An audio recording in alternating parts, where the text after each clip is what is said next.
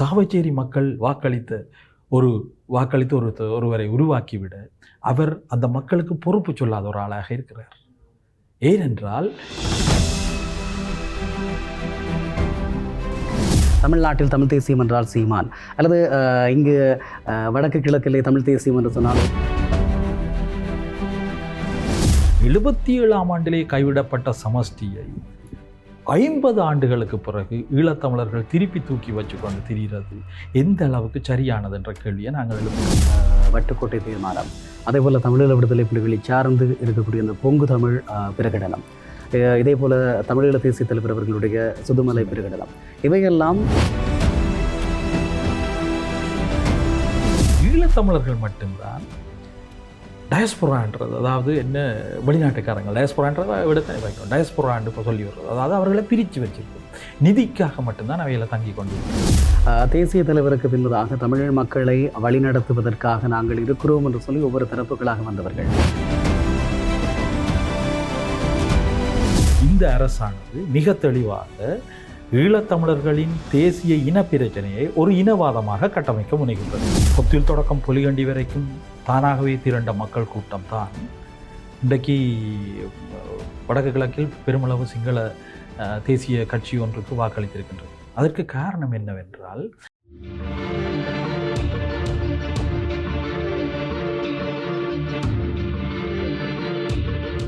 வணக்கம். இது சக்கரவியூகம். பாரதிய நம் வாழ்கொண்டு கருத்துக்களோடு மோதுகின்ற களம்.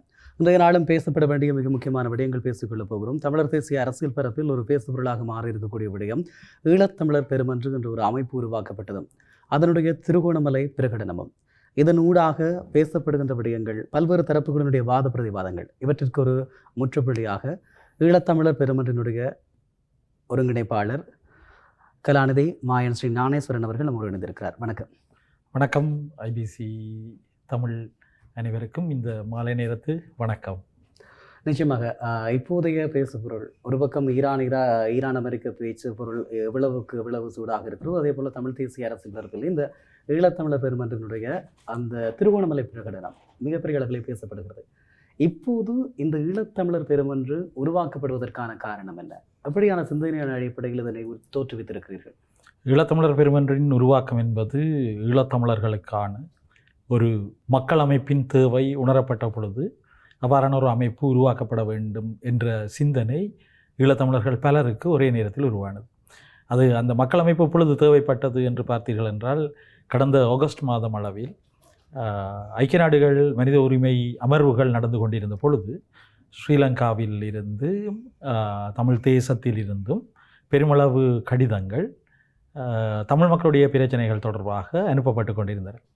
அவ்வாறு அனுப்பப்பட்ட கடிதங்களில் காணப்படுகின்ற தொழில்நுட்ப குறைபாடுகள், உதாரணமாக ஈழத்தமிழர்கள் என்ற அடையாளத்தை இல்லாமல் செய்து தமிழர்கள் என்ற வார்த்தையை பாவித்தல், இனப்படுகொலைக்கு முக்கியத்துவத்தை வழங்காது விடுதல், இவ்வாறான பல தொழில்நுட்ப குறைபாடுகள் காணப்பட்ட கடிதங்கள் அனுப்பப்பட்டன. அதிலும் விசேடமாக ஒரு ஈழத்தமிழர்களை தாங்கள் பிரதிநிதித்துவப்படுத்துகின்றோம் என்று சொல்லுகின்ற ஒரு தமிழ் அமைப்பு, அதாவது மக்கள் அமைப்பாக தங்களை அடையாளப்படுத்தி கொண்டவர்கள் இவ்வாறான கடிதம் ஒன்றை அனுப்பிய பொழுது அவ்வாறான குறைபாடுகள் சுட்டிக்காட்டப்பட்டன. எனினும் அந்த குறைபாடுகளை அவர்கள் நிவர்த்தி செய்யாமல் அந்த கடிதங்களை தொடர்ந்து அனுப்பி கொண்டிருந்தார்கள். அந்த வேளையில் நாங்கள் ஒன்றாகி ஒரு 56 முக்கியமானவர்களின் கையெழுத்துடன் ஒரு கடிதத்தை அனுப்பினோம். அந்த கடிதம் வெறும் ஒரு வெள்ளை தாளில் அனுப்பப்பட்டது. அப்பொழுதுதான் நாங்கள் யோசித்தோம், எங்களுக்கென்ற ஒரு மக்கள் அமைப்பு மிகவும் தேவையானதாக இருந்தது. அந்த சிந்தனையுடன் தொடர்ந்து மேற்கொள்ளப்பட்ட நடவடிக்கைகளின் ஊடாகத்தான் இன்றைக்கு நாங்கள் ஈழத்தமிழர் உரிமைகள் பெருமன்றாக, ஈழம் தமிழ் ரைட்ஸ் அசம்பிளியாக, 8 ஆண்டு சுருக்கமாக சொல்லுவோம், 8ஆவாக நாங்கள் பரிணமித்திருக்கின்றோம். ஈழத்தமிழர்கள் பெருமன்று உருவாகி இருக்கிறது. அதனுடைய தொடர்ச்சியான கூட்டங்கள் இடம்பெற்றுக் கொண்டிருக்கிறது. அதே சம நேரத்திலே தமிழ் தேசிய அரசியல் பரப்பில் இருக்கக்கூடிய அரசியல்வாதிகளும் சரி, அதே நேரம் தங்களை அரசியல் ஆய்வாளர்கள் என்று கருதுகின்றவர்கள், இப்படியான பேசு தளத்தில் இருக்கக்கூடியவர்கள் மிகப்பெரிய அளவில் இது தொடர்பான விமர்சனங்களை முன்வைக்கிறார்கள், அதிருப்திகளை வெளியிடுகிறார்கள்.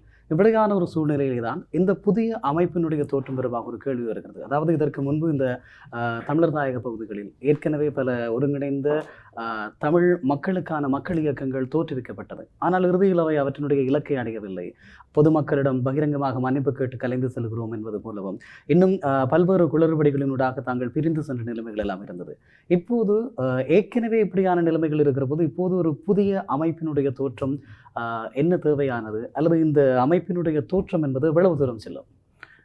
உண்மையிலேயே இந்த நேரத்தில் ஒரு புதிய அமைப்பினுடைய தோற்றம் மிக தேவையாக உணரப்பட்டபடியால் தான் இன்றைக்கு அது வெற்றிகரமான ஒரு அமைப்பாக எல்லா மாவட்டங்களிலையும் உருவாகி கொண்டு வருகின்றது. மிக முக்கியமாக நீங்கள் சொன்ன விடயங்களில் மக்கள் அமைப்பாக ஈழத்தமிழர்களுடைய அரசியல் அபிலாஷைகளை வெளிப்படுத்தக்கூடிய அமைப்புகளாக 2 அமைப்புகளை நாங்கள் தாண்டி வந்திருக்கின்றோம்.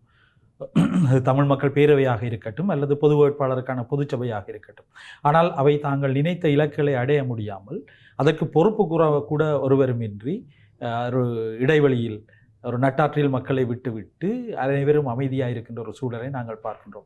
இவ்வாறான ஒரு விடயங்கள் இனி நிகழாமல் இருப்பது, இவ்வாறு நிகழ்ந்தவற்றை நல்ல ஒரு பாடமாக கொண்டு எவ்வாறு ஒரு மக்களமைப்பு கட்டியெழுப்பப்பட வேண்டும் என்பதில் நாங்கள் மிக தெளிவாக இருக்கிறோம்.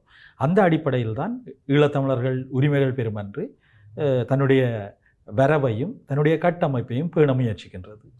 சரி, எப்படியான ஒரு சூழலில் தமிழ் தேசிய அரசியல் பரப்பை பொறுத்தவரை ஒரு அரசியல் தேர்தல் ரீதியான அரசியல் இயக்கங்கள் ஒருபுறம், மக்களோடு சார்ந்து மக்களுடைய உரிமைகளை பெற்றுக்கொள்வதற்கான அமைப்புகள் ஒருபுறம், இப்படி பல அமைப்புகள் எங்களுக்குள் இருக்கிறது. ஆனால் ஈழத்தமிழர்களுடைய அரசியல் அபிலாசைகளை நோக்கிய பயணம் என்பது இப்போது இடைநடுவுக்கு கூட வரவில்லை என்று சொல்லுகின்ற அளவுக்கு இருக்கிறது. காரணம், கடந்த கால போராட்ட வரலாற்றில் அது உச்சம் பெற்றிருந்தாலும் அதன் பின்பதான இந்த 16 ஆண்டுகள் ஈழத்தமிழர்களுடைய சுயநிர்ணய உரிமையாக இருக்கலாம், அவர்களுடைய அரசியல் ரீதியான கோரிக்கைகளாக இருக்கலாம், அல்லது சுதந்திர பிரகடனமாக இருக்கலாம், எல்லாம் மிக பின்தங்கிய நிலைமைக்கு காணப்படுகிறது. தமிழ் மக்களுடைய அரசியல் கட்சிகளிடையே எந்த விதமான ஒற்றுமைகளும் இல்லை.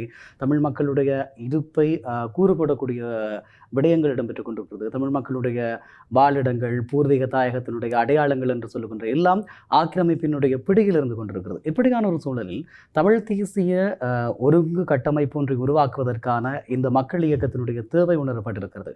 ஆனால் நாங்கள் பார்க்கிற போது கடந்த காலங்களில் நிறைய அதாவது நாங்கள் சொல்லிக்கொள்ள வேண்டுமாக இருந்தால் பொங்குதனும் தமிழ் பிரகடனம், அதே போல் இவை எல்லாவற்றுக்கும் ஆரம்பமாக இருக்கக்கூடிய வட்டுக்கோட்டை தீர்மானம், அதன் பின்பதாக வந்திருக்கக்கூடிய அத்தனை பிரகடனங்கள், இவையெல்லாம் இருக்கக்கூடிய நிலையில் இப்போது நீங்கள் திருகோணமலை பிரகடனம் என்று ஒன்றை கடந்த பிப்ரவரி மாதம் 14ஆம் தேதி அங்குரார்ப்பணம் செய்திருக்கிறீர்கள், அந்த பிரகடனத்தை செய்திருக்கிறீர்கள். இதனுடைய முக்கியமான கூறுகள் என்ன? அந்த திருகோணமலை பிரகடனம் என்ன கூறுகிறது? அல்லது தமிழ் தேசிய இனத்தினுடைய நீண்டகால அபிலாசைகளை பூர்த்தி செய்யக்கூடிய என்ன விடயங்களை அதில் உள்ளடக்கி இருக்கிறீர்கள்? நீங்கள் பார்த்தீங்கன்றால் காலத்துக்கு காலம் ஒரு தேவையின் பொருட்டு ஈழத்தமிழர்கள் தங்களுடைய சுயநிர்ணய உரிமையை சமரசம் செய்யாத வகையில் பிரகடனங்களை முன்வைத்து கொண்டே வருகின்றார்கள். அது வட்டுக்கோட்டை தீர்மானத்திலிருந்து துவங்கி சுதுமலை பிரகடனமாக இருக்கட்டும், திம்பு கோட்பாடாக இருக்கட்டும், பொங்குதமிழ் கோட்பாடுகளாக இருக்கட்டும், பொங்குதமிழ் பிரகடனமாக இருக்கட்டும். நான் இங்கு எழுத தமிழை குறிப்பிட விரும்பவில்லை, அதில் தொழில்நுட்ப ரீதியான குறைபாடுகள் இருப்பதால் அந்த பிரகடனத்தை பற்றி நான் இங்கே கதைக்க விரும்பவில்லை. ஏனே அவ்வாறான பிரகடனங்கள் அனைத்தும் காலத்துக்கு காலம் தேவை, மக்களோட தேவையின் போது ஈழத்தமிழர்கள் தங்களுடைய ஒரு ஒரு ஒரு உன்னத இனமாக தங்களை நிலைநிறுத்த வேண்டிய தேவை எழும்போதெல்லாம் இவ்வாறான பிரகடனங்களை செய்கின்றார்கள். நாங்கள் கவனிக்க வேண்டிய விடயம், இப்பொழுது இந்த அரசானது மிக தெளிவாக ஈழத்தமிழர்களின் தேசிய இன பிரச்சனையை ஒரு இனவாதமாக கட்டமைக்க முனைகின்றது. 2 தேசிய இனங்களுக்கு இடையில் நிகழ்ந்து கொண்டிருக்கின்ற பிரச்சனையை ஒரு தேசிய இனம் இன்னொரு தேசிய இனத்தை முற்றுமுழுதாக அடக்கியாள நினைக்கின்ற இந்த சந்தர்ப்பத்தில் அடக்கியாளப்படுகின்ற அந்த தேசிய இனம் தன்னுடைய அபிலாஷைகளை வெளிப்படுத்த முனையும் போதெல்லாம் இந்த அரசாங்கம் அதனை ஒரு இனவாதமாகத்தான் சொல்கின்றது. நீங்கள் ஜனாதிபதியாக இருக்கலாம், பிரதம மந்திரியாக இருக்கலாம். ஏன் நான் அவர்கள் இருவரையும் குறிப்பிடுகிறேன் என்றால் அவர்கள் உட்பட அவர்கள் சார்ந்திருக்கிற அவ்வளவு பேருமே இதை ஒரு இனவாதமாகத்தான், அதாவது ஒடுக்கப்படுகின்ற இனம் தன்னுடைய ஒடுக்கத்துக்கு எதிராக தன்னுடைய குரலை உயர்த்துவதை இனவாதமாக சித்தரிக்க முனைகின்றார்கள். அவ்வாறு இனவாதமாக அவர்கள் சித்தரிக்க முனைவதற்கு மிக முக்கியமான காரணமாக இருப்பது என்னவென்றால், எங்களை ஒரு தேசிய இனமாக அவர்கள் கருதவில்லை என்பதை மறைமுகமாக சொல்கின்றார்கள். இந்த சந்தர்ப்பத்தில் தான் திருகோணமலை பிரகடனம் மிக முக்கியத்துவம் பெறுகின்றது. ஏனென்றால் இந்த அரசு ஆட்சிக்கு வந்த பின் கடந்த 5 ஆண்டுகளாக மூடி மறைக்கப்பட்டு கொண்டிருக்கின்ற அல்லது மூடி மறைக்க முயற்சித்து கொண்டிருக்கின்ற ஈழத்தமிழர்களின் அடையாளமான ஈழத்தமிழர்கள் ஒரு தேசிய இனம் என்பதை மீள வலியுறுத்ததோடு அந்த தேசிய இனம் எவ்வாறாக தன்னுடைய வேணவாவை சுயநிர்ணய உரிமையினூடாக பேண விரும்புகிறது, பூர்த்தி செய்ய விரும்புகிறது என்பதை வெளிப்படுத்துவது இந்த திருவோணமலை பிரகடனத்தின் மிக ஆழமான கூறாக இருக்கின்றது. அதைத்தான் இந்த திருவோணமலை பிரகடனம் செய்கின்றது. இந்த திருவோணமலை பிரகடனம் நீங்கள் சொன்னதைப் போல ஏற்கனவே வந்த பிரகடனங்களுடன் எந்த சந்தர்ப்பத்திலும் முரண்படவில்லை. அந்த பிரகடனங்களை மேலும் வலுவாக்குவதற்காக, அதாவது அந்த பிரகடனங்கள் காலம் போய்விட்டது. நான் கேட்க வந்த அதே விடயம், அதாவது தமிழர் விடுதலை கூட்டணியினுடைய வட்டுக்கோட்டை தீர்மானம், அதே போல தமிழீழ விடுதலை புலிகளை சார்ந்து இருக்கக்கூடிய அந்த பொங்கு தமிழ் பிரகடனம், இதே போல தமிழீழ தேசிய தலைவர் அவர்களுடைய சுதுமலை பிரகடனம், இவையெல்லாம் நீங்கள் குறிப்பிட்ட இந்த விடயங்களை மிக தெளிவாக காலத்துக்கு காலம் தேவையை ஏற்படுத்தி வலியுறுத்தி இருந்தது. இப்போது மிக நீண்ட இடைவேளைக்கு பிறகு திருகோணமலை பிரகடனத்தினூடாக இவை வலியுறுத்தப்படுவதாக சொல்கிறீர்கள். நிச்சயமாக அந்த அவற்றினுடைய பாதையிலிருந்து வேறுபடுகிறதா, அல்லது அந்த பிரகடனங்களுடைய தொடர்ச்சியாக மக்களிடம் இதை முன்வைக்கிறீர்களா? அந்த பிரகடனங்களின் தொடர்ச்சியாகவும் அந்த பிரகடனங்களை மீள வலியுறுத்துவதாகவும் இந்த காலத்துக்கு ஏற்ப அந்த பிரகடனங்கள் சார்ந்து ஈழத்தமிழர்கள் தொடர்பாக எடுக்க வேண்டிய நிலைப்பாடுகளை வலுப்படுத்துவதாகவும் தான் இந்த திருவோணமலை பிரகடனத்தின் மிக முக்கியமான நோக்கமாக இருக்கின்றது. அவை இந்த திருவோணமலை பிரகடனத்தை நாங்கள் ஒரு திருத்தக்கூடிய பிரகடனமாகத்தான் கடந்த பிப்ரவரி மாதம் 14ஆம் தேதி திருவோணமலையில் வெளியீடு செய்தோம். அதை நாங்கள் எங்களுடைய ஃபேஸ்புக், எங்களுடைய வெப்சைட்டில் போட்டிருக்கோம். அவங்களுடைய இணையதளத்தில் இருக்கின்றது, tamil.assembly.org இருக்குது. அதில் போட்டிருக்கிறது காரணம் என்றால், அதாவது ஒரு உயர்ந்த பதவியில் இருக்கும் ஒரு ஈழத்தமிழனுக்கும், ஒரு எங்கேயோதோ ஒரு குக்கிராமத்தில் விறகு வெட்டி கொண்டிருக்கும் ஈழத்தமிழன் கூட இந்த பிரகடனத்தை வாசித்து தன்னுடைய கருத்தை வெளிப்படுத்த வேண்டும், திருத்த வேண்டும், புத்தாக்கம் செய்ய வேண்டும் என்பதற்காக அதை நாங்கள் எங்களுடைய வேலை தளத்தில் போட்டு உலகம் முழுவதுக்கும் திறந்து விட்டிருக்கின்றோம். அவர்கள் அதை வாசித்து அதில் செய்ய வேண்டிய திருத்தங்கள், மேற்கொள்ள வேண்டிய மேலும் சேர்ப்புகள் அதையெல்லாம் சொல்லக்கூடியதற்காக அது திறந்து விடப்பட்டிருக்கின்றது. இதை இப்போது வரை முடிந்த முடிவாக இல்லை. ரைட், நாங்கள் இதை மக்களோட கையில் தான் கொண்டு வரோம். இது மக்களுடைய பிரகடனம். ஆனால் அதை ஆரம்பிக்க வேண்டிய ஒரு தேவை இருந்தது தானே. அவள் நாங்கள் ஆரம்பித்திருக்கின்றோம். மக்கள் அதை திருத்த தரணும் என்று மார்ச் மாதம் 15ஆம் தேதி வரை குறித்து வைத்திருந்தோம். ஆனால் ஒவ்வொரு மாவட்டங்களிலும் கூட்டங்களை நடத்தி கொண்டிருக்கும் பொழுது அது மார்ச் மாதம் 15ஆம் தேதி அது சாத்தியப்படாத ஒரு தேதியாக இருப்பதால் ஏப்ரல் மாதத்திற்கு நாங்கள் அதை பின்னகர்த்தி இருக்கின்றோம். ஏப்ரல் மாதம் 20ஆம் தேதி வரைக்கும் 15ஆம் தேதி வரைக்கும் இப்பொழுது திட்டமிட்டிருக்கின்றோம். ஆனால் எதிர்பாராத விதமாக இறைமைக்காக இதற்காக நாங்கள் போராடுகின்றோமோ அதே போல் தன்னுடைய நாட்டின் இறைமைக்காக ஈரான் தன்னுடைய இறைமையை காக்க வைப்பதற்காக போராடி கொண்டிருக்கின்ற இந்த சந்தர்ப்பத்தில் உலகளாவிய ரீதியில் ஏற்படுகின்ற பொருளாதார நெருக்கடிகளை கருத்தில் கொண்டு சில வேளைகளில் மேலும் இந்த காலப்பகுதியை நீட்டிக்க வேண்டி வரலாம் போலவே தெரிகின்றது. நிச்சயமாக இன்னும் ஒரு கேள்வி மிக முக்கியமானதாக இருக்கிறது. நீங்கள் குறிப்பிடுவது போல இந்த உலகம் அங்கு பிறந்திருக்கக்கூடிய ஈழத்தமிழர்களுக்கு உரித்தான ஒரு பிரகடனமாக இதனை குறிப்பிடுகிறீர்கள். அதற்கு வைத்திருக்கக்கூடிய பேர் திருகோணமலை பிரகடனம். திருகோணமலை தமிழர்களுடைய தேசிய தலைநகரம்.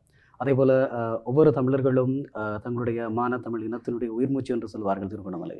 அந்த திருகோணமலை இப்போது மிகப்பெரிய ஒரு நெருக்க வாரத்திற்குள்ளும் ஆக்கிரமிப்புகளுக்குள்ளும் பறிப்புகளுக்கும் உள்ள இருக்கிறது. இனப்பெரும்பல் மாற்றம் செய்யப்படுகிறது. இப்படியான ஒரு சூழலில் இந்த இக்கட்டான சூழலில் திருகோணமலையினுடைய பெயரை நீங்கள் அதில் குறிப்பிடுவதற்கு வேறு ஏதாவது காரணங்கள்? நீங்கள் சொன்ன அவ்வளவு காரணங்களுமே போதுமானது. இவைதான் அதன் பின்னணியில் இருப்பது. திருவோணமலை என்பது எங்களுடைய தேசிய தலைநகரமாக இருக்கின்றது. வரலாற்று தலைநகரமாக பிரகடனப்படுத்தப்பட்ட ஒரு இடம். திருவோணமலை மிக நெருக்கடிகளுக்கு உள்ளாகி கொண்டிருக்கின்றது. நீங்கள் ஏற்கனவே பார்த்தீங்கள் என்றால் எங்களுடைய பிரகடனங்கள், பெரும்பாலான பிரகடனங்கள் யாவும் ஒரு இடத்தை முக்கியமாக குறித்து வைத்து கொண்டு தான் இந்த பிரகடனங்கள் வெளிவந்திருக்கின்றது. வட்டுக்கோட்டை பிரகடனம், திம்பு கோட்பாடுகள், சுதுமலை பிரகடனம். அவ்வாறே திருவோணமலையில் இருந்து இந்த காலப்பகுதியில் 2026ஆம் ஆண்டு காலப்பகுதியில் தமிழர்கள் வெளிப்படுத்திய ஒரு பிரகடனமாக அந்த பிரகடனத்தை வெளிப்படுத்துவதனூடாக இன்னும் நாங்கள் எங்களுடைய வரலாற்று தலைநகரத்தில் செயற்பட்டு அதனூடாக தமிழ் தேசத்தின் முழுவதையும் ஒருங்கிணைக்கும் வலுவை கொண்டிருக்கின்றோம் என்பதை வெளிப்படுத்தும் முகமாகவும் தான் அந்த பெயரை நாங்கள் அதில் பொறுத்திருக்கின்றோம். இது ஈழத்தமிழர்களுடைய தொடர்ச்சியான வேணவாவினையும் அவர்களுடைய அபிலாசைகளையும் பூர்த்தி செய்கின்ற வகையில் இருக்க வேண்டும் என்பது ஈழத்தமிழர்களுடைய உரிமைகள் சார்ந்து பயணிக்கக்கூடிய ஒவ்வொருவருடைய எதிர்பார்ப்புமாக இருக்கும். இந்த நேரம் ஒரு கேள்வி மிக முக்கியமானது. அதாவது நீங்கள் எவ்வளவுதான் தமிழ் தேசியம், தமிழர்களுடைய உரிமை என்ற விடயங்களை பேசிக்கொண்டாலும் எல்லா பிரகடனங்களும் தொடர்ச்சியாக சுய நிர்ணய உரிமையை பேசி வருகிறது. ஆனால் இப்போது நாங்கள் ஒவ்வொருவரும் வாழக்கூடிய இந்த ஸ்ரீலங்கா என்கின்ற தேசம், அதனுடைய அரசியலமைப்பினுடைய 6வது திருத்தச் சட்டம், இவை எல்லாவற்றுக்கும் முரணானதாக அல்லது இவை யாவும் ஒரு தேச துரோகம் என்பது போன்ற ஒரு கட்டமைப்பை சித்தரிப்பை மேற்கொள்ளக்கூடியது. இந்த உங்களுடைய திருகோணமலை பிரகடனம் இலங்கையினுடைய 6வது திருத்தச் சட்டத்தினூடாக ஒரு குற்றம் அல்லது புறக்கணிக்கப்பட வேண்டிய ஒரு திருத்த வரைவாக இருக்கிறதா, அல்லது அதனோடு ஒத்துப்போகக்கூடிய நிலைமைகள் காணப்படுகிறதா? உண்மையிலேயே திருகோணமலை பிரகடனம் என்பது ஈழத்தமிழர்களின் வேணவாவை வெளிப்படுத்துகின்ற பிரகடனம். ஈழத்தமிழர்களின் வேணவா என்பது என்னவென்றால் அவர்களுடன் பிரிக்க முடியாத, பிரிக்க ஒண்ணாத, அவர்களுடைய உரிமையாக இருக்கின்ற சுயநிர்ணய உரிமையை அடிப்படையாக கொண்டது. இங்கு சுயநிர்ணய உரிமை சம்பந்தமான பொருள் கோடலில்தான் தவறு நிகழ்கிறது. சுயநிர்ணய உரிமை என்பது பிரிந்து போவதற்கானது என்ற சிந்தனை மிக தவறானது. சுயநிர்ணய உரிமை என்பது அந்த மக்களுடைய வேணவா, அதை நீங்கள் பிரித்து பார்க்கவே முடியாது. இது ஐக்கிய நாடுகள் சபையின் சரத்தின் முதலாவது அகவிதி 2.1 இருக்கு, அகவிதி 1.2 இருக்கிறது. சுயநிர்ணய உரிமை என்பது உலகத்தில் பிறக்கின்ற ஒவ்வொரு மகனுடனும் சேர்ந்தே பிறக்கின்றது. அதை பிரித்து நீங்கள் பார்க்க முடியாது. அது மேலும் வலுப்படுத்தப்பட்டிருக்கிறது. மேலும் 2 தீர்மானங்களினூடாக, அந்த தீர்மானங்கள் 15, 14, 26, 25 இந்த 2 தீர்மானங்களையும் எடுத்து பார்த்தீங்கள் என்றால் சுயநிர்ணய உரிமை என்பது பேசப்படக்கூடியது, அது சம்பந்தமாக மக்கள் கதைக்கக்கூடியது, அது மக்களுடையது. ஆகவே அதை மேலும் வெளிப்படுத்தக்கூடிய வகையில் இலங்கையின் உயர் நீதிமன்றத்தின்ற ஒரு தீர்ப்பொண்டு இருக்குது. சுயநிர்ணய உரிமையை பேசுவது ஒருபோதும் பிரிவினைக்கானதாக இருக்காது. ஆகவே நாங்கள் இங்கு பேசுவது சுயநிர்ணய உரிமை. இந்த சுயநிர்ணய உரிமை என்பது உச்சபட்சமாக மக்கள் தங்களுடைய உரிமையை, ஈழத்தமிழர்கள் தங்களுடைய உரிமையை பிரயோகிக்கின்ற வலுவைத்தான் நாங்கள் சொல்கின்றோம். நீங்கள் விரும்புகின்ற இதையோ பிரயோகிக்கணும். அதைத்தான் எங்களுடைய வட்டுக்கோட்டை தீர்மானத்தின் இலக்கம் 3 தெரிவிக்கப்பட்டிருக்கின்றது, சுதுமலை பிரகடனத்தில் தெரிவிக்கப்பட்டிருக்கின்றது, திம்பு பேச்சுவார்த்தையில் திரும்பவும் இலக்கம் 3 தெரிவிக்கப்பட்டிருக்கின்றது. அவை சுயநிர்ணய உரிமையை நீங்கள் சமரசம் செய்யக்கூடாது. இங்கு நிலைமை என்னவென்றால் ஈழத்தமிழர்களுக்கு 2 விடயங்கள் மிக முக்கியமானவை. ஒன்று, அவர்கள் மீது நிகழ்த்தப்பட்ட பன்னாட்டு குற்றங்களுக்கான நீதி. 2வது, அவர்களுடைய அரசியல் பிரச்சனை, தேசிய இனப்பிரச்சனைக்கான தீர்வு. இந்த 2ம் சமாந்தரமாக வெவ்வேறு தளங்களில் பயணிக்க வேண்டியது. 2ஐயும் ஒன்றாக சமரசம் செய்யக்கூடாது. இந்த 2ஐயும் ஒன்றாக சமரசம் செய்ய முயற்சிக்கின்ற பொழுதுதான் சுயநிர்ணய உரிமையை சமஷ்டி என்ற வார்த்தைக்குள்ள, அது சமஷ்டி என்ற தமிழில் உண்மையிலே கூட்டாட்சி என்ற வார்த்தைக்குள்ள கொண்டே முடக்கிறதுக்கான வேலைகளை பெரும்பாலானவர்கள் முன்னெடுக்க தொடங்கி இருக்கின்றார்கள். சமஷ்டி என்ற வார்த்தையில் சுயநிர்ணய உரிமை இல்லை. சுயநிர்ணய உரிமை இருந்தால் அங்கு சமஷ்டி இருக்காது. ஆகவே இந்த விஷயத்தை வலியுறுத்த வேண்டிய ஒரு மிக இக்கட்டான சூழலில் நாங்கள் இருக்கிறோம். அப்போ அதைத்தான் நாங்கள் உடனடியாகவே பிரகடனத்தில் வலியுறுத்துகிறோம். நீங்கள் இப்படியாக குறிப்பிடுகின்ற அதே சமயத்தில் ஈழத்தமிழர்களுக்கான அரசியலை நாங்கள் முன்னெடுக்கிறோம் என்று சொல்லுகின்றவர்கள், அல்லது ஈழத்தமிழர்களுடைய அரசியல் பிரதிநிதிகளாக நாங்கள் இருக்கிறோம் என்று சொல்லி மாறுதட்டக்கூடியவர்கள் சொல்லுகின்ற ஓரிரு வாக்கியங்கள், ஒரு நாடு இரு தேசம், மத்தியில் கூட்டாட்சி, மாநிலத்தில் சுயாட்சி, அல்லது சமஷ்டி தேசம், அல்லது பிளவுபடாத இலங்கைக்குள்ள ஒரு சமஷ்டி அதிகார பகிர்வு, இப்படியான வார்த்தைகளை அவர்கள் பயன்படுத்தி கொண்டிருக்கிறார்கள். இந்த நிலைப்பாட்டில் உங்களுடைய பிரகடனத்திலும் அல்லது உங்களுடைய ஈழத்தமிழர் உரிமை பெருமன்றினுடைய நிலைப்பாடு எப்படி இருக்கிறது? உண்மையிலேயே எங்களுடைய பிரகடனம் மிக தெளிவாக சொல்கிறது, நீங்கள் யாரும் ஈழத்தமிழர்களின் சுயநிர்ணய உரிமையை எதற்காகவும் நீங்கள் சமரசம் செய்ய வேண்டாம், சமரசம் செய்யக்கூடாது. மக்கள் அதை ஒருபோதும் ஏற்றுக்கொள்ளப் போவதில்லை. அவை நீங்கள் இப்போ இந்த விஷயங்களுக்குள்ளே போனீங்க என்றால், இப்போ நீங்கள் சொன்ன 3 விஷயங்களையும் பார்ப்போம். இப்போ உதாரணமாக தமிழரசு கட்சி சொல்கின்ற சமஷ்டியாக இருக்கலாம். இந்த சமஷ்டியை முதல்ல இலங்கையில் உச்சரித்தது SWRD பண்டாரநாயக்க. அவர் தான் இங்கிலாந்திலிருந்து வந்து உடனே அறிவிக்கிறார், இலங்கை 3 சமஷ்டியான தேசங்களாக பிரிக்கப்பட்டு ஒன்றாக வாழ வேண்டும் என்று. அதுக்கு பிறகு தந்தை செல்வா சமஷ்டியை முன் வச்சு கொண்டு போகிறார். அவர் அந்த சமஷ்டியை 1977 கைவிடுறார். அவர் சொல்கிறார், உள்ளகத்து பொறிமுறையில் இன்றைக்கும் ஈழத்தமிழர்களுக்கு பிரச்சனை வராது. 1977 வட்டுக்கோட்டை தீர்மானம் இன்றைக்கு 50வது ஆண்டு நிறைவு. அதுக்கு இன்றைய 2026 50 ஆண்டுகள் முடிஞ்ச பிறகு 77 கைவிடப்பட்ட சமஷ்டியை 50 ஆண்டுகளுக்கு பிறகு ஈழத்தமிழர்கள் திருப்பி தூக்கி வச்சு கொண்டு திரிகிறது எந்த அளவுக்கு சரியானது என்ற கேள்வியை நாங்கள் எழுப்புகிறோம். இந்த பிரகடனம் அதை எழுப்புகிறது. இந்த பிரகடனம் மிக தெளிவாக சொல்கிறது, சமஷ்டி போன்ற இவ்வாறான விடயங்களை பேசுகின்ற அந்த அரசியலமைப்பு செயற்பாட்டுக்கு எந்த ஒரு ஈழத்தமிழ் அரசியல் தலைவர்களும் செல்லக்கூடாது. அவர்கள் அதை தவிர்ப்பதனூடாகத்தான் அந்த அரசியலமைப்பு உருவாக்கத்திலிருந்து ஈழத்தமிழர்கள் ஒட்டுமொத்தமாக வெளியே நின்று அந்த அரசியலமைப்புக்கும் எங்களுக்கும், அதாவது நாங்கள் ஏற்றுக்கொள்ளாத அரசியலமைப்பு உருவாக்குவதற்கான வெளிப்படையான எதிர்ப்பை நாங்கள் பதிவு செய்ய வேண்டும் என்பதுதான் இந்த பிரகடனத்தின் ஒரு கூறாக இருப்பதுடன், அவ்வாறு இந்த அரசியலமைப்பு திருத்தப்பட வேண்டுமாக இருந்தால் உள்நாட்டில் இருக்கின்ற விற்பன்னர்கள், தமிழ் அரசியல் பிரதிநிதிகள், வெளிநாட்டில் இருக்கின்ற ஈழத்தமிழ் விற்பன்னர்கள் அனைவரும் ஒன்றாகி ஒரு குழுவாகி பன்னாட்டு மத்தியஸ்தத்தின் கீழ், பன்னாட்டு மேற்பார்வையின் கீழ் ஸ்ரீலங்கா அரசோட ஒரு அரசியலமைப்புக்கு முன்னரான உடன்பாட்டுக்கு வரணும். ப்ரீ கான்ஸ்டிடியூஷனல் அக்ரிமெண்ட்னு சொல்கிறோம். அதுக்கு வந்த பிறகுதான் நாங்கள் இது சம்பந்தமாக ஏதாவது பேச வேண்டும். அதாவது நீங்கள் தனிப்பட்ட முறையில் ஸ்ரீலங்கா அரசோட, நான் இதுக்கு நல்ல உதாரணங்கள் சொல்லலாம். நாங்கள் உங்களுக்கு தெரியும், தமிழ் மக்கள் பேரவைக்குள்ளால் ஒரு அரசியலமைப்பு பிரேரணை ஒன்றை வச்சினாங்க. அதை நாங்கள் மாவட்டமாக எல்லாம் கொண்டு, அதில் குறைபாடுகள் பின்னர் எங்களால் அறியப்பட்டிருந்தாலும் கூட மாவட்டமாக கூட்டம் வச்சு பெருமளவு மக்கள் கையெழுத்து வச்சு ஸ்ரீலங்கா அரசாங்கத்தை கொண்டே கொடுத்தது. ஆனால் ஸ்ரீலங்கா அரசாங்கம் என்ன செய்தது என்றால், அந்த அரசியலமைப்பை திருத்துவதற்காக தாங்கள் பெற்றுக்கொண்டோம் என்ற பட்டியலில் கூட ஈழத்தமிழர்கள் ஒட்டுமொத்தமாக கொண்டே கொடுத்த அந்த விஷயங்களை தவிர்த்து விட்டது. அந்த பேரே வேற இல்லை, அதில் தமிழ் மக்கள் பேரவையால் தரப்பட்டது அதில் வேற இல்லை. அப்போ ஸ்ரீலங்கா அரசு இதைத்தானே செய்யுது. ஸ்ரீலங்கா அரசு எங்களுடைய தந்தை செல்வாவை ஏமாற்றியது என்று அவரே சொல்லியிருக்கார். தலைவர் சம்பந்தனை ஏமாற்றினது என்று சம்பந்தன் நாடாளுமன்றத்தில் சொல்லியிருக்கார். கப்பலை ஆட்டாதீங்கோ, நாங்கள் நல்லொரு ஆட்சிக்குள்ளே இருக்கிறோம் என்று சொன்ன திருவாளர் சுமந்திரன் அவரே வந்து சொல்லியிருக்கார். அது அந்த அரசு எங்களை கைவிட்டுட்டது என்று. இதற்கு பிறகும் இந்த அரசை நம்பியா நீங்கள் கொண்டே ஒரு அரசியலமைப்பு திருத்தத்தை கொடுக்க போகிறீங்க? ரெண்டாவது விஷயம், இந்த அரசியலமைப்பு திருத்தத்துக்குள்ளே நீங்கள் போவீங்களாக இருந்தால் உள்நாட்டு தீர்வு பொறிமுறைக்குள்ளே நீங்கள் போறீங்கள் என்ற அர்த்தம். உள்நாட்டு தீர்வு பொறிமுறைக்குள்ளே நீங்கள் போறீங்களாக இருந்தால் உங்களுடைய சுயநிர்ணய உரிமையை அடகு வைக்கிறீங்கள் என்ற அர்த்தம். இந்த சுயநிர்ணய உரிமை ஏன் முக்கியம் என்றால், இன்டர்நேஷனல் லோவில் 4 முக்கியமான பகுதிகள் இந்த சுயநிர்ணய உரிமையை கையாளக்கூடியதாக, அதாவது பன்னாட்டு சட்டங்களை உருவாக்கக்கூடியவர்களாக, பன்னாட்டு சட்டங்களை கையாளக்கூடியவர்களாக 4 தொகுதிகளை பட்டியலிட்டிருக்கு. அதில் 2வது தொகுதி, முதலாவது ஒரு அரசு, மூலமைப்பொருள் அரசு. 2வது சுயநிர்ணய உரிமைக்காக போராடுகின்ற அல்லது சுயநிர்ணய உரிமையை தக்க வைத்திருக்கின்ற மக்கள். நீங்கள் சுயநிர்ணய உரிமையை நீங்கள் சமரசம் செய்து விட்டீங்கள் என்றால் பிறகு எப்படி போய் நீங்கள் பன்னாட்டு அரசின் விசாரணையை கோருவீங்கள்? அப்படியாக இருந்தால் நீங்கள் குறிப்பிடுவது போல பார்த்தால், ஈழத்தமிழர் அரசியல் தரப்பில் இருக்கக்கூடிய ஒவ்வொரு அரசியல் தரப்புகளும் அல்லது கட்சிகளும் இந்த கடந்த கால தீர்மானங்களையும் பிரகடனங்களையும் விட்டு விலத்தி ஈழத்தமிழர்களுடைய அரசியல் வினாவை புறக்கணித்து இன்னும் ஒரு பாதையில் பயணிக்கிறது என்று குறிப்பிடுகிறீர்களா?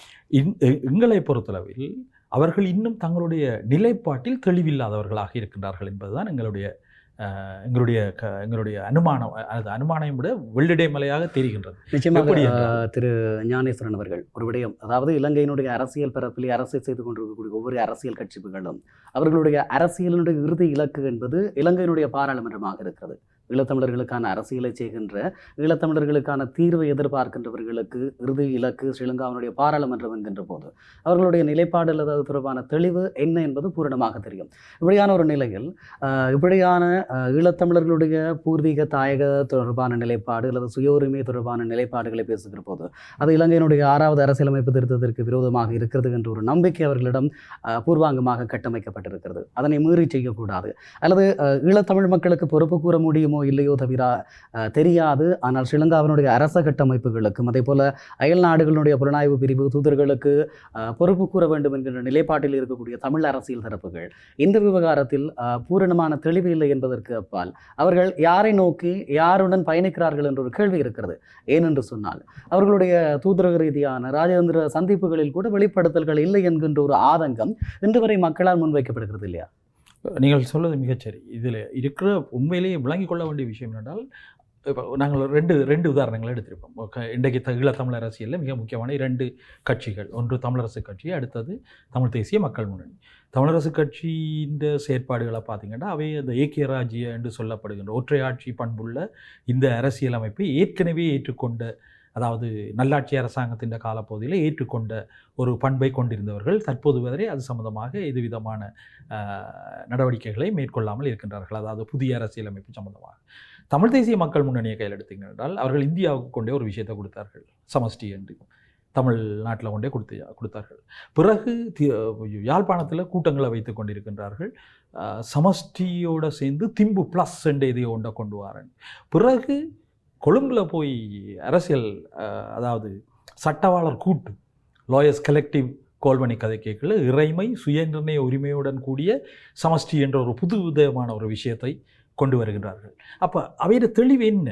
இந்த மக்களுக்கு நீங்கள் இதை செய்ய போகிறீங்கள், இந்தியாவுக்கு கொடுத்த சமஷ்டியை சொல்ல போகிறீங்களா, அல்லது யாழ்ப்பாணத்தில் நடந்த திம்பு ப்ளஸ் என்ற அந்த செட்டப்போ பண்ணப்பட்ட ஒரு சமஷ்டியை கதைக்கிறீங்களா, அல்லது கொழும்பில் நடந்த அதை ஏற்றுக்கொண்டு போக போகிறீங்களா? அப்போ பாருங்கள், அவைக்குள்ளேயே தெளிவில்லாமல் இருக்குது. நாங்கள் மிக தெளிவாக சொல்கிறோம், சமஷ்டி என்பது ஒருபோதும் சுயநிர்ணய உரிமையை கொண்டிருக்காது. அவ்வாறு சமஷ்டி சுயநிர்ணய உரிமையை கொண்டிருக்க வேண்டும் என்றால் உலகில் 2 நாடுகள் தங்களுடைய அரசியல் அமைப்பில் சொல்லியிருக்கு. ஒன்று எத்தியோப்பியா சொல்லியிருக்குது. எத்தியோப்பியா என்ற மாகாணங்கள் சமஷ்டி முறையில் உருவாக்கப்பட்ட மாகாணங்கள், ஆனால் தன்னுடைய அரசியல் அமைப்பில் சொல்லியிருக்கு முழு சுயநிர்ணய உரிமையை அந்த மாகாணங்களுக்கு இருக்கின்றது என்று. அடுத்தது கரீபியன் தீவுகள் இருக்கிற 2 சின்ன தீவு, ஸ்கில் அண்ட் வலட்ஸ் என்று நினைக்கிறேன், அந்த மற்ற 2வது பேர் எனக்கு ஞாபகம் வருதில்லை.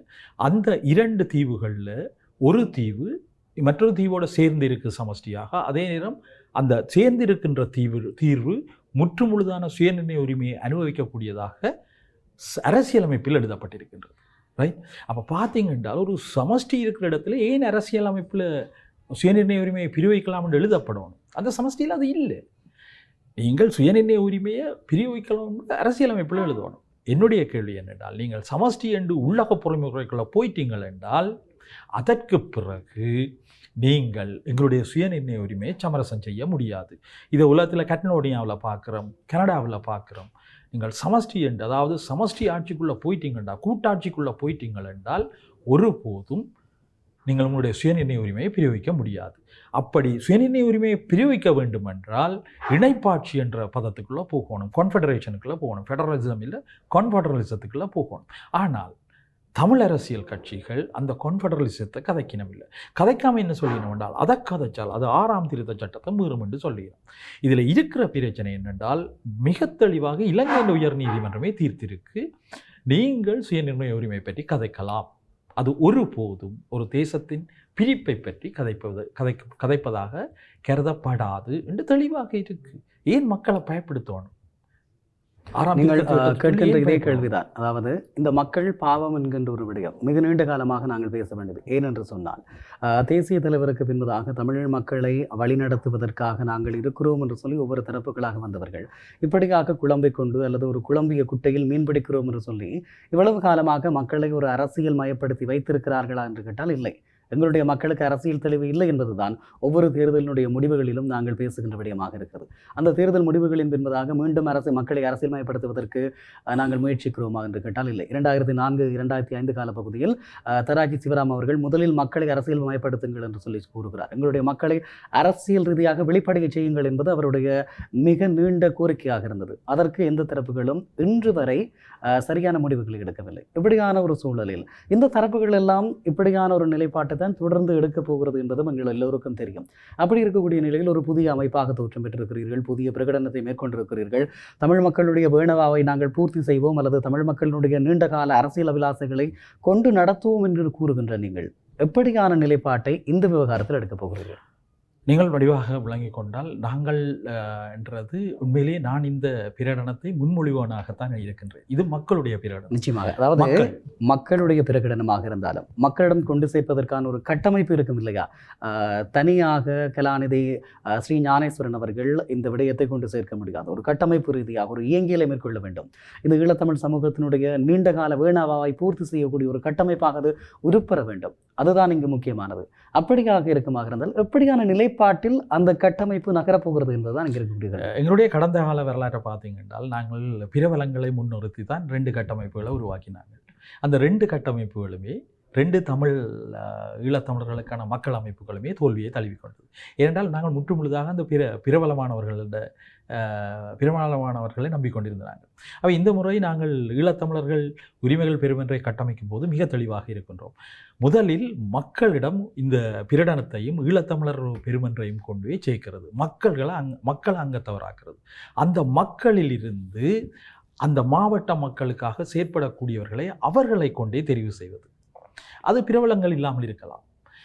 அந்த அடிப்படையில் தான் ஒவ்வொரு மாவட்டங்களையும் நாங்கள் கூட்டங்களை வச்சு கொண்டு வரோம். இப்போ இன்னும் முல்லைத்தீவு, கிளிநொச்சி, யாழ்ப்பாணம் ஆகிய 3 மாவட்டங்களில் மட்டும்தான் கூட்டங்களை நாங்கள் இன்னும் நிகழ்த்த இருக்கின்றோம். அந்த கூட்டங்களின் பின் அந்த மாவட்ட மக்கள் தேர்வு செய்கின்ற 7 அல்லது 8 பேர், 7 பேர், ஒவ்வொரு மாவட்டத்திலும் 7 பேரை தெரிவு செய்யும். அந்த 7 பேரில் இருந்து அந்த மாவட்ட மக்களை தெரிவு செய்தவனும் தங்களுடைய மாவட்டத்தை பிரதிநிதித்துவப்படுத்தக்கூடிய ஒருவரை மேல் சபைக்கு, அந்த மேல் சபையில் அவர் அங்கத்துவம் பெறுவதனூடாகத்தான் ஒட்டுமொத்த மக்கள் கட்டமைப்பாக இது உருவாகும். எற்றாண்டால் ஆரெண்டால் என்னை பொறுத்தவரை நானும் எற்றாதான், நீங்கள் அதை சரியாக விளங்கி கொண்டீங்கள் என்றால் பிரியங்க நீங்களும் எற்றாதான். அதாவது நீங்களும் தமிழ் மக்கள் உரிமைகள் பெருமன்றின், ஈழத்தமிழர் உரிமைகள் பெருமன்றின் ஒரு அங்கத்தவராகவே மாறிடுவீங்கள்.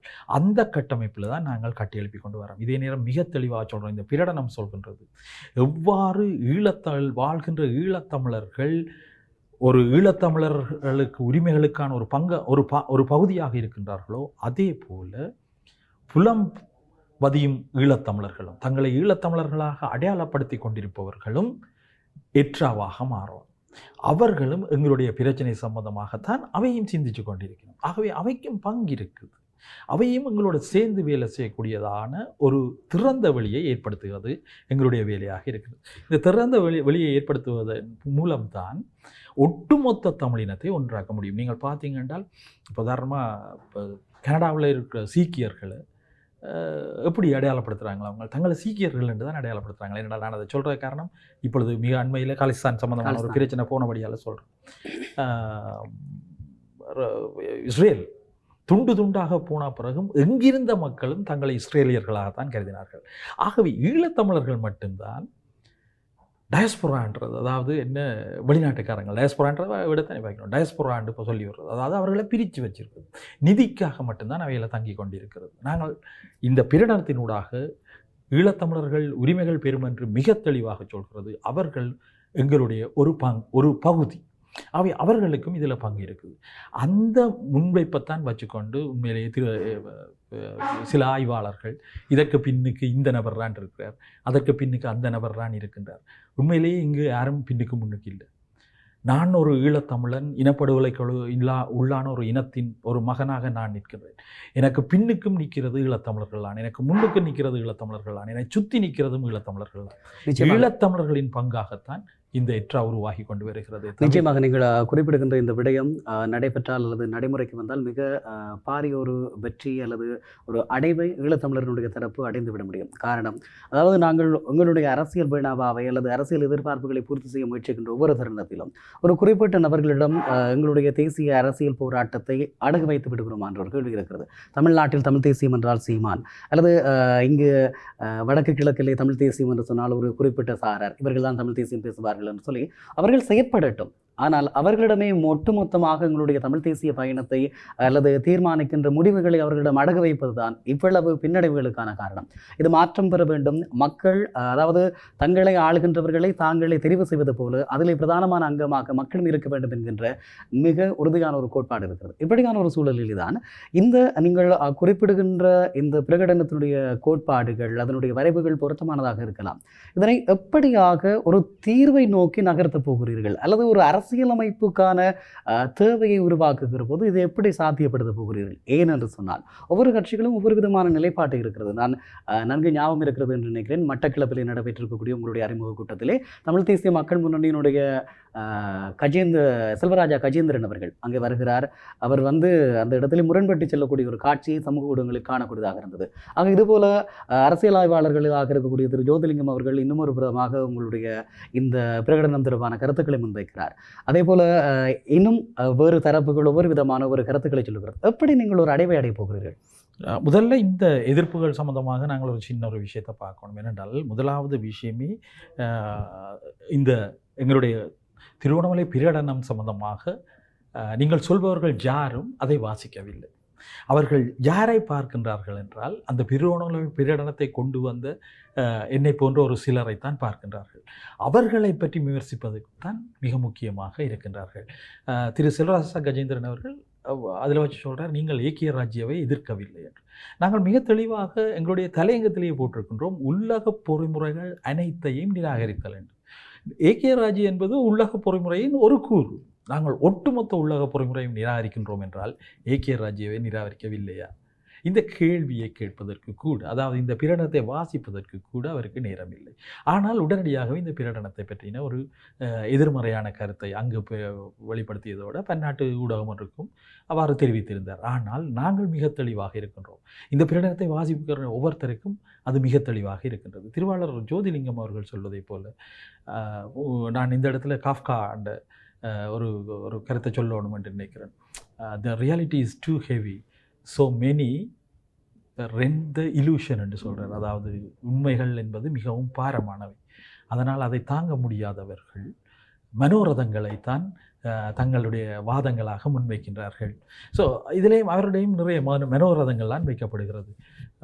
இதில் 6ஆம் திருத்த சட்ட இது 6வது திருத்த சட்டத்தை இது மீறுது என்று சொல்கிறார். அதே நேரம் வேறு வேறு விஷயங்களை சொல்கிறார். இவர்களுக்கு பின்னுக்கு இருக்கிறவர்களான ஒரு அரசியல் கட்சியின் தலைவர்களோட படத்தை எரித்தார்கள் என்று சொல்கின்றார். இப்படி கணக்க சொல்கிறார். அது முழுக்க அவருடைய மனோதரங்களாக, அது உண்மையில் இலூஷனை ரன் பண்ணுறவர்களோட சிந்தனையாக தான் இருக்கும். நீங்கள் இந்த பிரகடனத்தை வாசிங்க. நீங்கள் அடுத்த கேள்வி கேட்குறீங்களா? அப்போ இவ்வாறானவர்கள் எதிர்ப்பதற்கு மிக முக்கியமான காரணம் என்னவென்றால், இது ஒரு சரியான மக்களமைப்பாக உருவாக்கம் பெறுமானால் நாளைக்கு அவர்கள் பொறுப்பு சொல்ல வேண்டிய நிலைமைக்கு கொண்டு வருவார்கள். நீங்கள் சாதாரணமாக யோசிச்சு பாருங்கள். இன்றைக்கு சாவச்சேரி மக்கள் வாக்களித்த ஒருவரை உருவாக்கிவிட அவர் அந்த மக்களுக்கு பொறுப்பு சொல்லாத ஒரு ஆளாக இருக்கிறார். ஏனென்றால் இது ஒரு நல்ல ஒரு உதாரணம். உலகம் முழுவதும், அதாவது ஈழத்தமிழர்கள் முழுவருக்கும் ஒரு உதாரணம். நீங்கள் வாக்களிக்கிறதுக்கு மட்டும்தான் கூப்பிடுவாங்க. அதுக்கு பிறகு அவை உங்களுக்கு பொறுப்பு சொல்ல மாட்டேன். இவ்வாறான ஒரு மக்கள் அமைப்பு வருமாக இருந்தால் அவர்கள் மக்களுக்கு பொறுப்பு சொல்ல வேண்டிய ஒரு சூழல் வரும். உடனடியாகவே அந்த மக்கள் அமைப்பை என்ன செய்யணும்? அதனுடைய முளையிலேயே கிள்ளி எறியணும். முளையிலேயே கிள்ளி எறியணும் என்றால் இந்த இலூஷன்ஸ், மனோரதங்களை உருவாக்க வேண்டும். அப்போ மனோரதங்களை உருவாக்குறதுக்கு தான் பெரும்பாலானவர்கள் முயற்சித்து இன்றைக்கு தோற்று போயிருக்கின்றார்கள். ஏனெனில் இந்த பிரகடனம் அவ்வளவு காத்திரமான விஷயத்தை தாங்கி நிற்கின்றது. அடுத்த விடயமாக பார்த்தோம் என்றால், இந்த பிரகடனத்தினூடாக மக்களை ஒருங்கிணைப்பதனூடாக மக்கள் சுயநிர்ணய உரிமையை சமரசம் செய்ய தயாராயில்லை, தங்களுடைய உரிமையை சமரசம் செய்ய தயாராயில்லை என்பதை உலகம் முழுக்க சொல்லக்கூடிய ஒரு மக்கள் அமைப்பு வலுவாக உருவாகிவிடும். அது இந்த சமஷ்டி சார்ந்து இப்படியான விடயங்கள் முன்னகர்ந்து போய் ஒரு நிலைமைக்கு வரைக்குள்ள இங்கு ஒரு மிகப்பெரிய மக்கள் திரட்சியை கொண்டு வரும். அந்த மக்கள் தெளிவுள்ள மக்களாக வருவார்கள். இப்பொழுது நாங்கள் ஒவ்வொரு மாவட்டங்களையும் சந்திக்கிற மக்களை அரசியல் ரீதியாக தான் தெளிவுபடுத்துகிறோம். நீங்கள் அதில் இடையில் ஒரு குறிப்பிட்டீங்கள் தராக்கின்ற அரசியல் வேலை தான் மிக முக்கியமானது. காலத்தின் தேவை அரசியல் வேலை. அது ஒரு புத்தகமாக வந்திருக்கு. அந்த புத்தகத்தை எடுத்து பார்த்தீங்கன்னா நிறைய விஷயங்கள் அதுக்குள்ளே இருக்குது. ஸோ அந்த அரசியல் வேலையை நாங்கள் இப்போ துவங்கி இருக்கிறோம். ஒவ்வொரு மாவட்டத்திலையும் மக்கள்கிட்ட கொண்டு சேர்க்கிற வேலை, அரசியல் ரீதியாக அவர்களை தெளிவுபடுத்துகிறது. சமஷ்டி என்றால் என்ன என்றதை தெளிவுபடுத்துறது. அவர்கள் திரண்டெழும் பொழுது இந்த அரசியல் கட்சிகள் பொறுப்பு கூற வேண்டிய நிலைமைக்கு வரும். அந்த திரட்சியை இந்த நாங்கள் ஈழத்தமிழர்கள் உரிமைகள் பெறும் என்று செய்து அதனூடாக எங்களுக்கான சரியான தீர்வு நோக்கி நகர்வதற்கான சரியான வழிகளை திறந்து கொண்டு போகிறது. அதை தொழில்நுட்ப ரீதியாக செய்வது.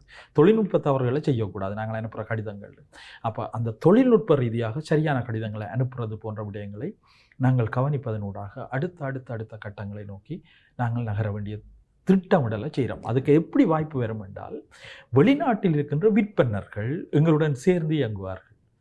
அவர்களை நாங்கள் கூப்பிடுத்தவில்லை. என்னடா அவை எற்றாண்டு அங்கமாக இருப்பினோம். அப்போ அவையை சொல்லுவினோம், இந்த முறை இப்படித்தான் உலகம் மாறிக்கொண்டிருக்கு, அதற்கேற்ப நாங்கள் உலகத்தில் யாரோட கதைக்கணும் என்ற விஷயங்களை பற்றி நாங்கள் அவர்களோட கலந்துரையாடக்கூடியதாக இருக்கும். ஸோ எங்களுடைய திட்டங்கள் மிக தெளிவானவை.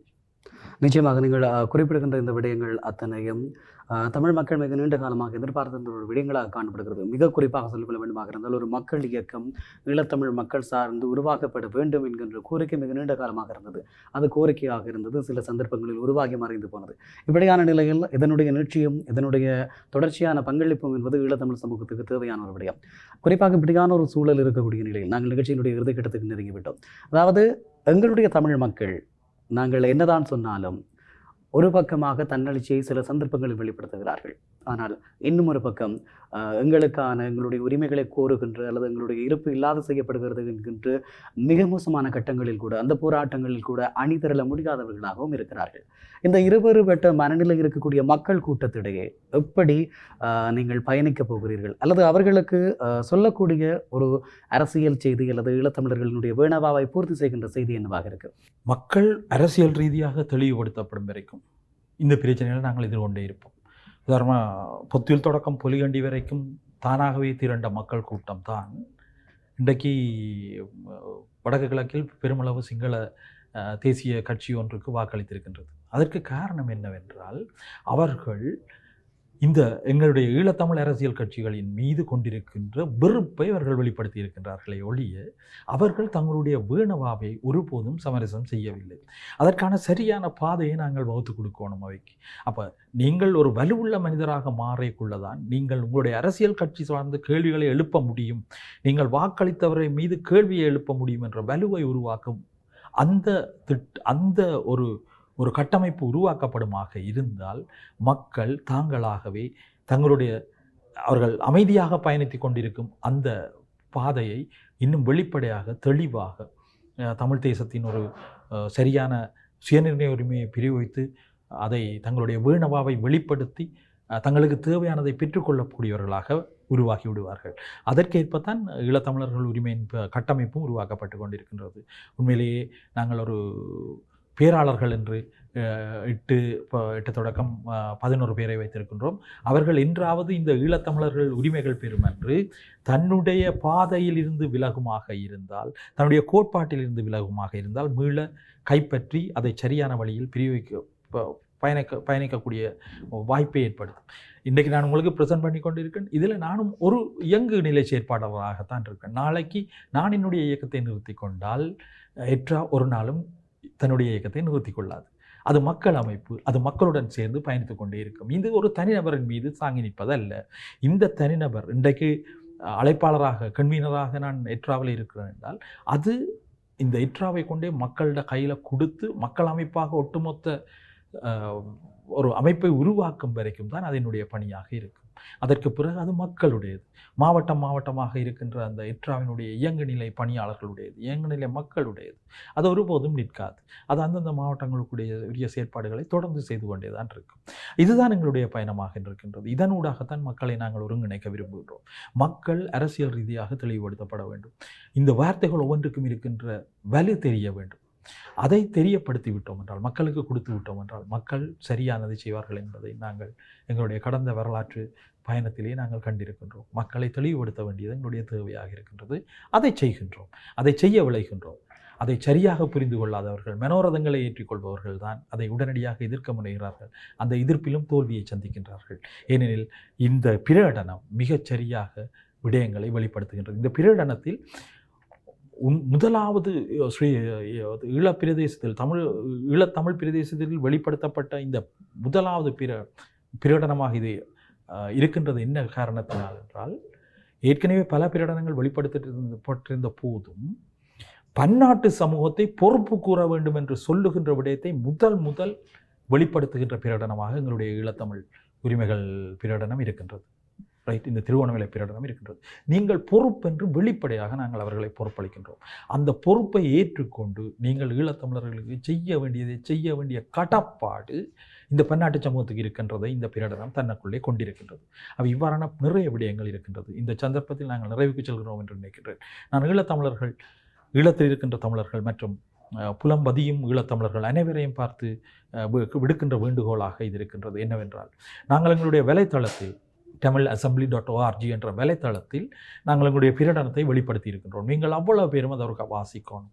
ஒரு மணி நேரத்தை ஒதுக்கியாவது அதை வாசித்து அதில் புத்தாக்கங்களையும் அதில் திருத்தங்களையும் அதில் இணைப்புகளையும் நீங்கள் செய்து இதை ஒரு ஒட்டுமொத்த பிரகடனமாக ஈழத்தில் மட்டுமல்ல புலம்பதியும் மக்களுடன் சேர்ந்து வெளிப்படுத்துகின்ற ஒரு பிரகடனமாக இன்னும் 1 மாதத்துக்குள் அதை செய்து முடிக்க வேண்டிய கடப்பாடு உங்களுக்கு இருக்கின்றது. அதை எல்லாரும் செய்யுங்க. அதை எல்லாரும் செய்வதனூடாக நீங்கள் எல்லாரும் தமிழர் உரிமைகள் பெருமன்றின் ஒரு அங்கத்தவராக நீங்களாகவே உருவாக்கப்பட்டு விடுவீர்கள் என்பதை தெரிந்து கொள்ளுங்க. அதை செய்யுங்கோன்று நாங்கள் இந்த சந்தர்ப்பத்தில் எல்லார்ட்டையும் வேண்டுகோளை விடுக்கிறோம். நிச்சயமாக இந்த மிக நீண்ட கோரிக்கைகள் தொடர்ச்சியாக வலுப்பெற வேண்டும் என்பதும் ஒவ்வொரு ஈழத்தமிழருடைய எதிர்பார்ப்புமாக இருக்கிறது. நன்றி திரு கலாநிதி மாயன் ஸ்ரீ ஞானேஸ்வரர் அவர்கள், உங்களுடைய நேரத்தை எங்களோட பகிர்ந்து கொண்டமைக்காக மிக்க நன்றி. இவ்வாறான ஒரு சந்தர்ப்பத்தை ஏற்படுத்தி இந்த காலப்பகுதியில் எங்களுடைய ஈழத்தமிழர் உரிமைகள் பெருமன்று மற்றும் திருகோணமலை பிரகடனம் சம்பந்தமான முழு விவரங்களை பெரும்பாலான விவரங்களை மக்களிடம் கொண்டு போய் சேர்க்கக்கூடிய ஒரு வாய்ப்பை ஏற்படுத்தியதுக்கு முதற்கண் உங்களுக்கு நன்றி.